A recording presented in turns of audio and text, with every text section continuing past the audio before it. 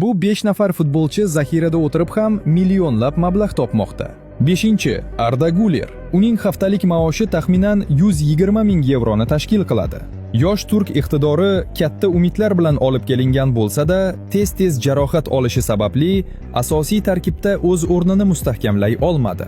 4. Gabriel Jesus. Uning haftalik maoshi taxminan 300 ming funt. Garchi tiklanish belgilari ko'rilayotgan bo'lsa-da, tizzasidagi jarohat uni maydondan uzoq vaqt chetlatdi.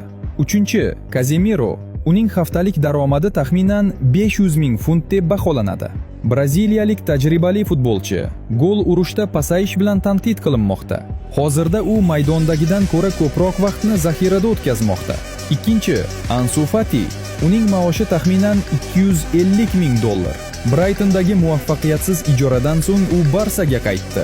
Ammo La Liga va Chempionlar Ligasida barcha hisobda faqat 158 daqiqa o'ynadi. Undan na gol, na assist qayd etildi. 1. Noma'lum futbolchi. U Yevropaning katta klubida o'ynaydi va 18 yoshida turmush qurgan.